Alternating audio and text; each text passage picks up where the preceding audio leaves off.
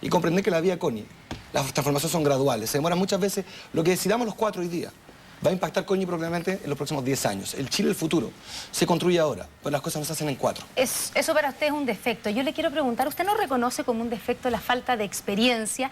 Y eso referido no a su edad, sino que a su falta de experiencia en cargos públicos. Usted ha estado 4 años en política, no ha tenido ni un cargo ejecutivo y por lo menos hasta el 2005 usted le da mucha importancia a la experiencia. Le recuerdo lo que dijo sobre la presidenta Bachelet. Dijo, considero delicado que alguien aspire a gobernar un país sin una formación completa. Bachelet sin duda tiene menos bagaje que otros candidatos.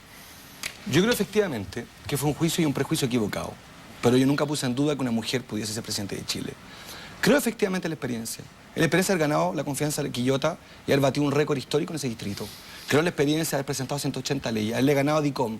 Creo en la experiencia de la autenticidad. Creo en la experiencia de mi generación, que es una generación espectacular, Connie, como la tuya. Una generación de jóvenes que hoy día están invisibilizados. Fíjate que el único espacio donde los jóvenes no tienen ningún espacio real es la política. Yo necesito rodearme de jóvenes. Pero para ser presidente de la República. Espero que no se sulfuren, sobre todo el candidato de la Alianza, que empieza a gritar al lado. Yo no necesito maquillarme de joven. Soy joven. Y déjeme decirle algo. Muchos comandos, y algunos, para que no salte otro, se han rodeado de jóvenes en sus comandos. Y me parece bien. Qué bueno que hayamos logrado nosotros con nuestra candidatura recordarle a Chile que hay 4 millones de jóvenes, quizás la generación más preparada. Y le propongo un juego breve. Un hombre se duerme el año 60, una película. Se despierta el 2009. Todo ha cambiado. Canal 13 ha cambiado. Los animadores han cambiado. Hay algo que no ha cambiado. La política. La geometría es la misma. Y por tanto, esa experiencia sana de convicción y de radicalidad para combatir la pobreza me parece a mí la más importante. Estamos en el tiempo. Jorge Arrati, un defecto sustancial que debe mejorar para ser un buen presidente. Mire, yo creo que para gobernar hay que ser reflexivo y hay que tener serenidad. Y yo creo que yo las he ido adquiriendo con el tiempo. No es que las haya tenido siempre. Porque yo fui ministro de Minería por un periodo breve y fui el jefe de Codelco a cargo de la nacionalización del cobre cuando tenía 30 años, en el gobierno del presidente Allende. Pero me reconozco en esa época como más impaciente. Pero hoy, defecto hoy. A eso voy. Creo que a pesar de esa reflexividad, hay cosas que me provocan impaciencia y a veces cometo injusticias cuando hay algo que considero que se ha hecho mal, cuando alguien ha sido chapucero, como se dice en Chile, me enojo y creo que a veces he herido y hiero a gente que no quisiera. Un poco enojón. La contrapregunta. Para ser presidente usted obviamente tiene que primero ganar la elección. Usted ha sido 2 veces candidato. Fue candidato a alcalde de Santiago en el 92 y perdió. Fue candidato a senador por Coquimbo el 2005 y perdió. ¿No cree que es un currículum no muy positivo para ser candidato presidencial? Es que fui a candidaturas donde no podía ganar. ¿Y en esta? En esta puedo. No, yo fui candidato a alcalde de Santiago y tripliqué la votación socialista. Fui candidato a senador en la 4ª región. Las mismas encuestas que me miden ahora me daban 7% y saqué 20%. Entonces, yo gané en esas elecciones. Pero quiero agregarle una pequeña cosa, porque Marco ha dicho que él es joven. El coordinador de mi campaña tiene 24 años. Efectivamente, yo me he rodeado de jóvenes. Y él considera que Marco es viejo. Yo estoy de acuerdo. Todo depende del punto de vista. Y mi hija, déjame decirte que mi hija Fernanda me encuentra eterno. Perfecto. Sebastián Piñera. Oye, hemos sido poco generosos en encontrar nuestros defectos. Tal vez no queremos entregarle instrumentos a nuestros adversarios. Yo reconozco muchos defectos. Por de pronto la impaciencia, que también, Connie, cada defecto es la contraparte de una virtud y cada virtud tiene como contraparte un defecto, porque la impaciencia es por un compromiso de hacer las cosas ahora y no seguir postergando soluciones. Cada día que pasa. Pero eso podría ser una virtud. No, porque el justo equilibrio entre ambos es lo que hace de la virtud. Y yo estoy buscando ese equilibrio y lo busco todos los días. Yo podría reconocer otros defectos. Podría ser un mejor marido, un mejor padre, soy un tremendo abuelo. Para ser presidente de la República. Es muy importante. Oye, una buena familia es una buena forma o una buena experiencia para ser un buen presidente. Pero yo creo que la impaciencia en nuestro país tiene una cuota de necesidad.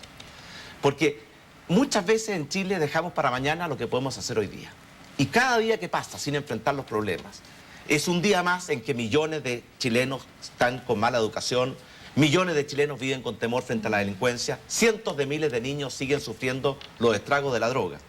Y por tanto a mí me gustaría que la impaciencia fuera acompañada de una cuota también de mayor reflexión y mayor madurez. Y eso es algo que uno lo logra con los años. Le quiero decir a Marco que respecto a la juventud, que yo sé que eres joven y te lo envidio francamente, pero tengo un consuelo.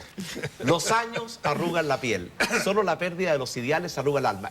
La juventud de verdad se lleva, no en el carnet de identidad, se lleva en el alma, y yo me siento muy joven, a pesar de que Marco nos encuentra a nosotros tres, parece que muy viejo. Sebastián Piñera, le quiero preguntar sobre, ahondar un poco en el tema de los defectos, porque a todos les ha costado un poco, entendemos que su defecto entonces es ser impaciente por resolver los problemas. ¿No reconoce que le falta conexión con la gente? Hay quienes han dicho, del mismo sector de la derecha, que a usted le falta corazón incluso, que no tiene sentimientos. ¿No van por ahí sus defectos? Mire, reconozco, ya que usted me lo insinúa, que me cuesta expresar los sentimientos. Tal vez vengo de una familia en que mi madre nos decía mal, los hombres no lloran. Y a mí me cuesta mucho expresar los sentimientos, pero por dentro los sentimientos se mueven con la fuerza del amor, de las emociones, y por tanto yo reconozco que voy a hacer un esfuerzo por expresar mejor mis sentimientos, pero la campaña me ha ayudado infinitamente. El haber recorrido Chile, haber conocido a la gente, haber conocido sus problemas, haberme empapado de sus esperanzas y también de sus aspiraciones, me ha hecho mucho más cercano a la gente. ¿Tiene corazón, Sebastián Piñera? No tengo un corazón de este porte y que palpita más que el promedio de los corazones. Eduardo Frei, un defecto sustancial que deba superar para ser un buen presidente. Bueno, primero los defectos físicos, pero ahora es una sumatoria. Segundo, dicen que soy muy fome. No sé si para ser presidente hay que ser farandulero. Ayer salimos con 4 niñas que hacían un spot para la televisión y algunos reclamaron. Si no, dicen fome, no fome, en fin, tantas cosas. Jorge Arrate dijo que para gobernar hay que ser reflexivo y sereno. Algo de eso tendremos. Yo pienso que tal vez una de las cosas más importantes que yo aprendí en mi hogar fue que uno siempre tiene que jugarse por los valores todos los días y ser consecuente con lo que hace, con lo que dice y con lo que piensa. Y eso es lo más difícil en política.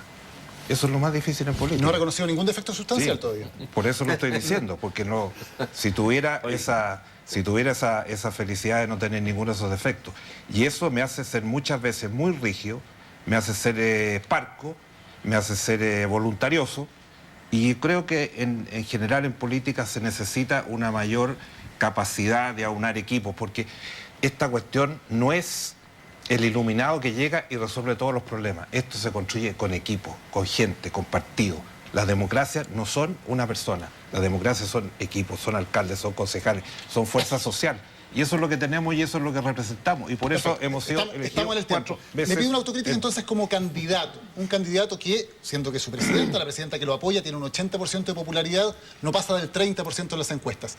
Algo está haciendo mal en la campaña, algún defecto tiene como seguramente, candidato, ¿no? Pero cuando el presidente Lagos terminó tenía 65 y la presidenta sacó menos del 50. O sea, siempre los presidentes tienen una mucha mayor relevancia y mucho mayor aprecio. Y la presidenta ha demostrado eso. Ahora, lo curioso es que hace 3 semanas atrás comenzó la declaración de la presidenta, comenzó la gente a movilizarse y comenzaron todos a ponerse nerviosos. Ya como 3 semanas atacándome porque todo el gobierno me está acompañando, porque somos parte de una coalición, porque hemos trabajado juntos durante muchos años, porque hemos construido un país, le hemos dado gobierno. Todos los grandes avances que hemos logrado han sido producto precisamente de seriedad, responsabilidad para enfrentar los temas. Y para elegir un presidente no solamente se necesitan muchas cualidades, entre comillas, sino que se necesita tener la consistencia y la capacidad y la lealtad para hacer gobierno, porque ese es otro defecto de nuestra historia. Elegimos un gobierno, nos pasamos a la oposición. Entramos a un partido, nos cambiamos de partido. Bueno, y esa consecuencia, y esa lealtad, y esa muchas gracias. coherencia con los valores son los que a nuestros conductores que confesaran también ellos sus defectos. Afortunadamente no somos candidatos a la presidencia nosotros, Así que pero sí podemos pasar por Pero son conductores de televisión. Bueno, pero a regañadientes en realidad costó, pero salió, reconocieron algunos defectos, ¿cierto? Los 4 candidatos. Entonces yo les quiero pedir en la réplica que nos cuenten qué es lo que envidian de cada uno de sus rivales. Marco Enrique Dominami. Yo encuentro que yo los voy a felicitar a los tres. Yo efectivamente, mi hija Fernanda me encuentra eterno viejo. Y yo discuto con ella que estoy en una edad que me encantaría tener 24 años. Pero reconozco un mérito. Yo llevo 10 meses en campaña, marcando 0 en las encuestas, movido por una convicción. Y les quiero decir a los tres, y compartí con ellos que esto hace una campaña, como dijo uno de los asesores de algunos, endemoniada, de un ritmo muy impresionante. Y les quiero decir mi reconocimiento a los tres por la energía, porque yo que soy supuestamente el más joven, quiero decirles que ha sido un ritmo galopante, y quiero decirles a los tres, sin ningún problema que sea la política del ¿Le envidia la futuro. energía a sus...? Creo que tienen energía los tres. Tenemos visiones distintas, legitimidades distintas, miradas de país distintas, pero reconozco en los tres, porque quiero decir que yo que ando galopando al igual que ellos, hay que tener mucha energía. Y los felicito porque hemos tenido ya, corríjanme ustedes, contendores, 4 debates, 5 debates, tenemos otro más la próxima semana en Anatel, una campaña presidencial así no se había visto en 20 años. Así que chapeau, como dicen en francés, sombrero, felicitaciones a los tres por esta energía. Jorge Arrate, ¿qué es lo que envidia de sus adversarios? Bueno, no me gusta la envidia como definición de un sentimiento, ¿Le más gustaría bien trato tener? de evitarla, que admiro, que a Sebastián lo encuentro muy cordial, a Marco desde chiquitito, que lo encuentro muy inteligente, y a Eduardo encuentro que tiene una gran calidad humana. Y eso es lo que más aprecio de los tres, pero en general los aprecio a los tres, teniendo diferencias con los tres, porque yo creo que aquí en la mesa deberían estar los tres allá y yo acá. Sebastián Piñera, Estamos cerquita. ¿qué es lo que envidia, qué es lo que admira de sus tres adversarios? No, pero Jorge, hay algo que se llama la envidia sana, que uno quisiera tenerlo, porque la envidia insana es perversa. Yo a Jorge Arrate le admiro su vocación de servicio público, pues yo desde que lo conozco, que hace muchos años, siempre lo he visto con un compromiso y una vocación de servicio público en muchos frentes distintos. Como tú decías, 2 veces candidato, perdió las 2 veces, pero aquí está de nuevo vivito y coleando. A Eduardo le aprecio y le admiro su serenidad, su tranquilidad, que es importante en la vida. A Marco le aprecio muchas cosas, por de pronto yo soy muy amigo de la madre y de la abuela de Marco, que eran muy amigos también de mis padres, y le tengo un tremendo aprecio a Manuela, su madre. No voy a mencionar a la Karen porque es mi mujer. Pero además a él, pues se Momento. trata del candidato, no de la Voy familia. ahora a lo que heredó. No voy a mencionar hoy a la Karen porque mi mujer me está viendo, pero también la encuentro encantadora. Y a Marco su fuerza, su ímpetu, su rebeldía. Esas son cosas que ojalá las pudiéramos llevar los 4 hasta la tumba. A mí me gustaría Perfecto. morir. Estamos en el tiempo. Eduardo Frei, ¿qué le gustaría tener o qué envidia de sus rivales? Todo y nada. Pero yo creo que hemos entrado ya en este desfile de vanidades que les gusta, que le envidia. ¿Y por qué no le hablamos a los chilenos? Aquí la elección se trata de propuestas, de programas, de ideas. Ese es el problema. Que nos envidia más, que nos gusta más.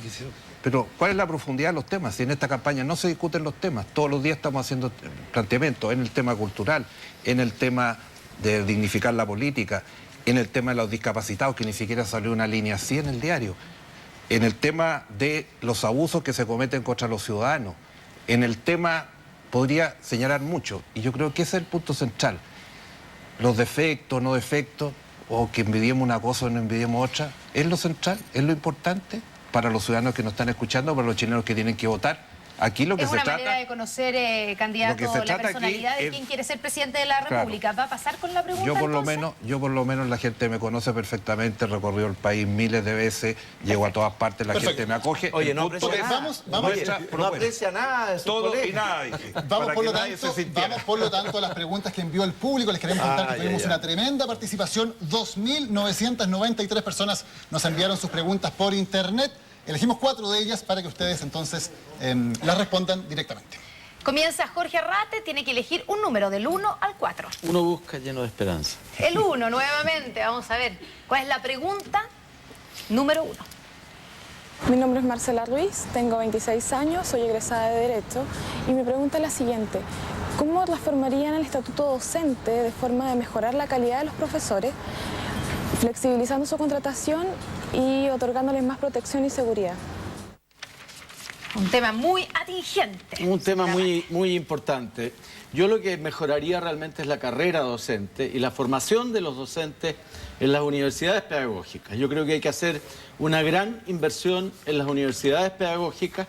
Hay que mejorar la carrera docente en el sentido de garantizarle a los jóvenes que entran a estudiar pedagogía que van a ser respetados en sus perspectivas y mejoraría sustancialmente las remuneraciones de los docentes. Ustedes saben que en Finlandia o en Japón los pedagogos se eligen de entre el 5 o el 10% de los mejores estudiantes egresados de la educación básica. Educar es una gran profesión y es reconocida y remunerada como se debe. Pero ¿cómo pretende mejorar esa carrera docente si no se flexibiliza con el estatuto docente, que es lo que hoy tiene a los colegios amarrados, con no poder echar a los profesores mediocres y a los profesores malos y poder dejar a los buenos? Hoy día no hay un sistema de incentivo donde los que salgan mal evaluados salgan del sistema y por lo tanto se mantiene este sistema donde el mediocre se queda trabajando para siempre. Constanza, como desafortunadamente la educación pública ha ido decreciendo en Chile, la mayoría de las escuelas hoy día son particulares subvencionadas en la educación gratuita y allí la flexibilidad es total.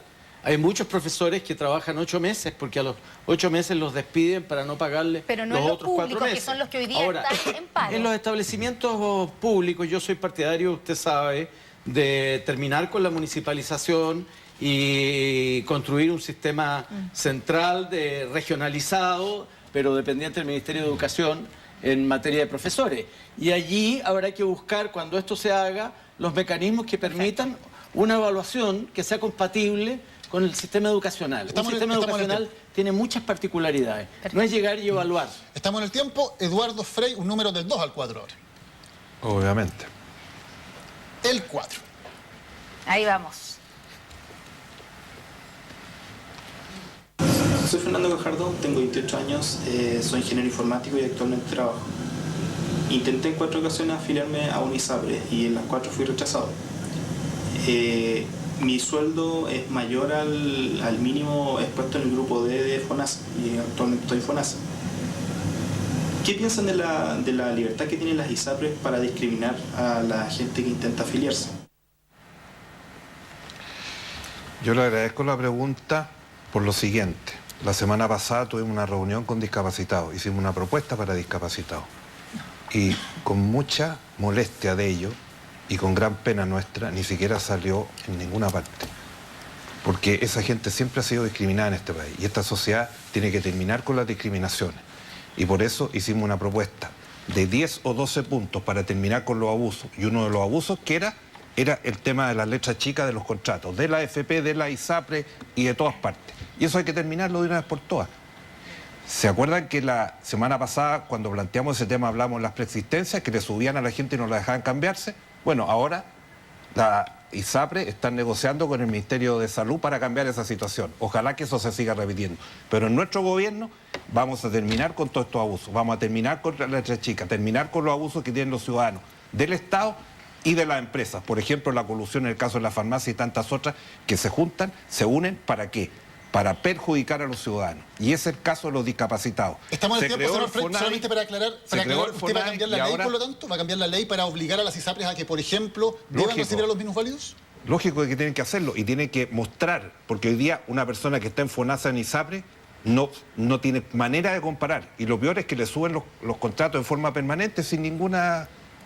Y pasa con muchas empresas que hacen eso. Y por eso hay que cambiarlo. Y por eso hicimos un Estado más regulador, más fiscalizador, más fuerte, que sea capaz de terminar con los abusos que se cometen contra los chilenos hoy día. Porque hay una excesiva concentración que impide la competencia en muchos sectores. Y lo vimos en el caso de la farmacia, y lo vemos en el caso de la ISAPRE, y lo vemos en otros casos que no podemos terminar por la situación legal que tenemos. Muchas gracias, señor Frei. Marco Enrique Sominami. 2. El número 2. Vamos a ver cuál es la pregunta número 2 que nos llegó por internet. Mi nombre es Pilar Aguilera, tengo 38 años, soy de San Fernando y soy dueña de casa. Mi esposo es técnico agrícola y tenemos 3 hijos. Mi hija mayor está en 4º medio y va a rendir la PSU. Estamos en pleno proceso de postulación a los créditos para que ella pueda seguir estudiando el próximo año. Debido a que pertenece al tercer quintil de la población, las posibilidades de que se lo otorguen se ven bastante lejanas. Debido a eso, mi pregunta es la siguiente. ¿Qué pasa con la clase media y cómo lo podemos hacer nosotros para que nuestros hijos puedan seguir estudiando? Gracias, Pilar. Previo a recoger el guante y también darle saludo a Cecilia Morel, la esposa del candidato de la Alianza, que es de una sinceridad exquisita y también muy buena moza y encantadora. Para recoger el guante y devolver la mano. Es una gran mujer. Oye, hacemos la Pilar. empatados, estamos muy bien. A Pilar, decirle que efectivamente ella planteó algo que estoy seguro que todos los candidatos estamos de acuerdo. El grueso del problema del asistencialismo es que invisibiliza a un conjunto de hombres y mujeres que emprenden y que crecen. En Chile hasta hace poco había que esconder el refrigerador, esconder el televisor, porque eras castigado por la ficha familia, la ficha casa. ¿Qué proponemos? Primero, revisar los modelos en que se mide la pobreza. La pobreza se mide de otra manera en muchísimos países, mucho más complejo. Nivel de conocimiento, nivel de educación, monoparental, no parental, en fin, un conjunto de variables que hay que complejizar. Umbrales sociales nos ha hecho una propuesta a los 4 candidatos, entiendo que los 4 la recogimos y me parece a mí del todo acertada. Lo segundo, pues bien, yo propongo una reforma tributaria para justamente inyectarle al fisco en educación 1.700 millones de dólares en educación. ¿Para qué? Para que el AFI, todos los mecanismos de financiamiento universitario sean mayores, más amplios, más laxos en cuanto a su alcance, más ambiciosos. Lo tercero, muchos pymes son hoy día emprendedores y vamos a facilitar la creación de empresas en ventanilla única y vamos a despenalizar el fracaso de muchos chilenos que fracasan. Termino una idea. Yo fui pyme y fracasé. Es esencial en la vida, a propósito de experiencia, Connie, volver a crecer. Así se hacen los grandes empresarios, son la base del fracaso y levantarse. Usted habló de reforma tributaria, le aprovecho de preguntar, en su propuesta de reforma tributaria aparece el bajar el impuesto de la renta, digamos, a las personas. ¿Eso significa que las personas con el sueldo más alto en Chile van a pagar menos impuestos con Marco Enrique Ominami? Exactamente al revés. Hoy día lo que ocurre es que mucha gente que gana 20 millones de pesos al mes elude impuestos porque finalmente tributa como empresa. Lo que proponemos justamente una tasa plana, que es la tendencia en muchos países. Subir el impuesto a las empresas, bajar el impuesto a las personas, protegiendo a las pymes. La tasa plana tiene 2 méritos. 1, menos elusión. 2, es más justo. Que paguen los que tienen más y los que tienen menos no paguen. Justamente mi propuesta es que los profesionales, muchísima gente que funciona con boleta, paguen menos impuestos. Y por otro lado, tiene un efecto recaudatorio la reforma tributaria, que supone 2.100 millones de dólares adicionales. Sebastián Piñera, el único número que le queda, usted lo dice. Dije 21, 2 más 1, 3. Buscándole el número 3. Mi nombre es Ezequiel Tapia Leal, tengo 16 años y me gusta leer, pero siempre que voy a comprar un libro está demasiado caro. En el mismo lugar donde venden el libro hay películas y música a un precio mucho menor. Me gustaría saber si tiene alguna propuesta para bajar los impuestos a los libros y así fomentar la lectura a la gente joven que no trabaja o de escasos recursos.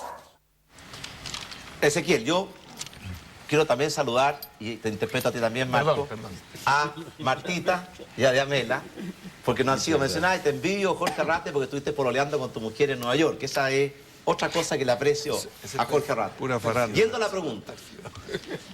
Mira, definitivamente necesitamos promover la lectura en Chile porque acabamos de encontrarnos con un resultado de la prueba Simpson que dice que 3 de cada 4 jóvenes no tienen las habilidades de lectura. Y para eso vamos a crear el Fondo de Promoción del Libro. Y vamos a llegar con ese fondo a que los libros estén en todas las bibliotecas y en todas las escuelas. Pero no determinados centralmente por el gobierno como ha ocurrido hoy día, sino que los propios jóvenes, las propias escuelas puedan pedir qué libros quieren leer. Porque así los libros se van a leer y no se van a almacenar en las bibliotecas como ocurrió cuando los planes se hacen centralizadamente, imponiéndole a la gente y no respetando las preferencias de la gente. Usted habla de biblioteca, señor Piñera, pero la pregunta de él es concretamente por el valor de los libros. Del libro que él quiere comprar, va a la librería y es demasiado caro. Por eso, la pregunta es por el impuesto que pagan los libros, que a partir del IVA es del 19%, igual que en cualquier producto. ¿Usted está dispuesto a cambiar o cree que se debe mantener el IVA a los libros? Yo creo que siempre es mejor ir por el lado del gasto, porque cuando usted rebaja el IVA, le está rebajándole el IVA a todos los libros, los buenos, los malos, los que sirven, los que no sirven. En cambio, cuando usted crea un fondo de promoción del libro, va a promocionar los libros que valen la pena leer. De los millones de libros que hay, no todos valen la pena leer. ¿Quién tiene que escoger? Yo creo que la gente, los niños, los padres, los profesores, deben tener mayor libertad de elegir qué leen. Y yo estoy seguro que van a elegir bien, porque lo he visto con mis ojos. Los libros que más se leen en las bibliotecas son los libros más valiosos. Yo fui aludido, pero no quiero intervenir sobre la alusión, sino sobre este tema del libro. Me parece muy raro esto que dice Sebastián, de que los libros buenos, los libros malos. ¿Quién determina cuando un libro es bueno o es malo? Si aquí lo que está en juego es la libertad de creación, es la libertad de expresión.